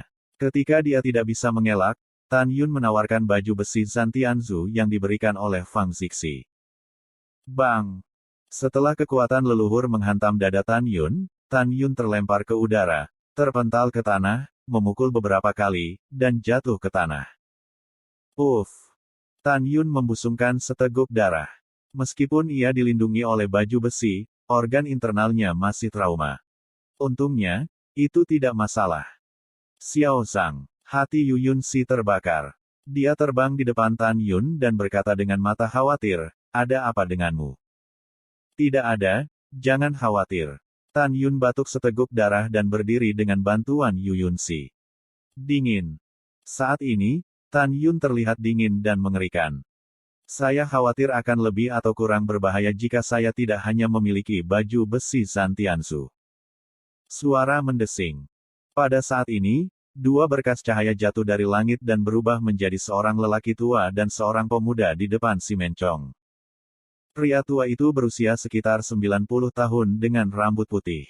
Dia tidak lain adalah Kili, pengurus rumah tangga tua di rumah Grand Marshal di Dongzhen. Dia juga ayah baptis si Mencong. Pria di samping lelaki tua itu berusia sekitar 28 tahun, mengenakan jubah perak, dengan pembawaan yang luar biasa. Terutama penampilannya, dia sangat tampan.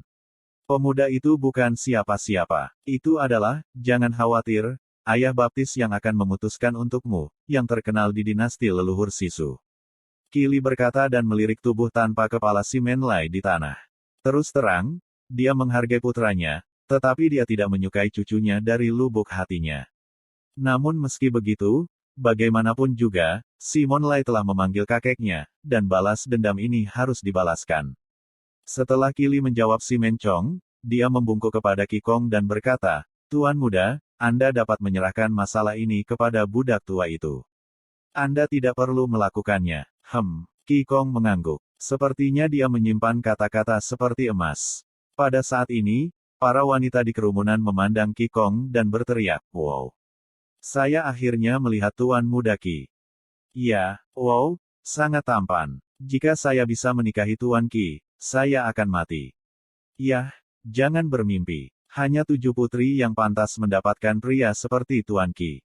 "Set, jangan bicara omong kosong. Saya mendengar bahwa ketiga putri selalu menyukai Tuan Muda Qi. Jika ketiga putri tahu Anda berkata begitu, apakah Anda masih memiliki cara untuk hidup?" Petik 2. Suara orang-orang itu melekat di telinganya. Kili membuat minuman yang dalam, yang berdering di langit. Semua orang pergi ke lelaki tua itu. Mereka yang menonton kegembiraan tidak menyalahkan lelaki tua itu atas kekejamannya. Mendengar pidato itu, orang-orang menjauh, termasuk para pembunuh paviliun Dewa Wanbao yang ingin membunuh Tan Yun. Saat ini, para pembunuh Wanbao Senge percaya bahwa Tan Yun sama sekali tidak mungkin untuk bertahan hidup. Kili melambaikan tangan kanannya dan mengatur tirai cahaya besar untuk menghalangi pandangan semua orang. "Xiao Zhang, bagus, kamu sombong." Kili menatap Tan Yun, matanya yang keruh penuh permusuhan. "Siapa yang memberimu keberanian untuk membunuh 8 diaken keluargaku, membunuh cucu-cucuku, dan secara serius melukai putra angkatku?" Bah! Tan Yun memuntahkan seteguk darah dan mencibir, "Pak Tua, aku terlalu malas untuk berbicara omong kosong denganmu. Dengarkan sendiri." Segera, Tan Yun diringkas menjadi gambar memori dengan Zuli. Kata-kata si Menlai tentang membunuh Tan Yun diperkenalkan ke Kilier. Tan Yun berkata dengan dingin, "Dengarkan dengan jelas. Cucumu yang ingin membunuhku. Apa hukumnya bagiku untuk membunuhnya? Putra angkat Anda dan 8 anjing ingin membunuh saya. Saya membunuh 8 anjing. Sekarang masuk akal untuk membunuh si Moncong. Mengapa Anda menghentikan saya?" Kili mendengar Tan Yun memarahi orang tuanya. Dia marah dan berkata, "Sialan, nak, kamu jelas memfitnah cucuku. Sekarang aku akan membunuhmu."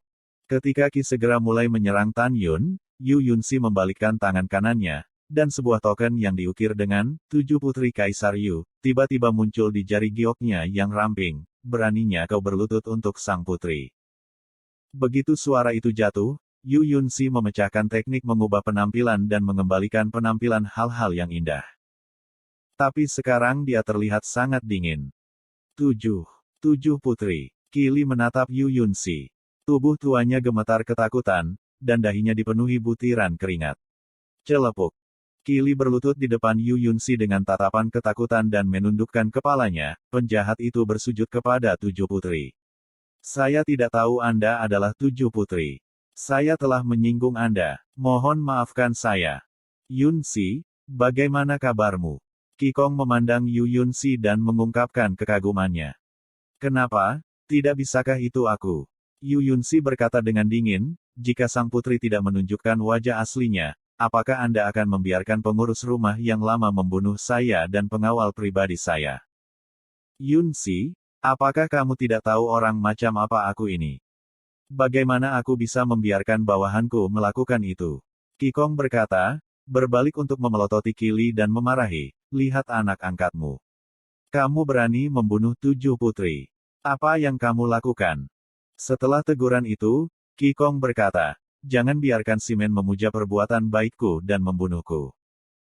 Tuan muda, ini. Ketika Kili berbicara, Yu Yunsi menunjuk Simen Chong dan berkata dengan dingin, pria ini baru saja mengatakan bahwa Putri Ben dan Xiao Zhang adalah pesina dan pesina. Tanpa menunggu kata-kata Yu Yun, Qikong tiba-tiba melirik Simen Chong, bajingan, apakah kamu ingin membunuh rumah Grand Marshal di Dongzhen? Bas. Qikong tiba-tiba melambaikan tangan kanannya, dan Peng Zuli menelan Simen Chong.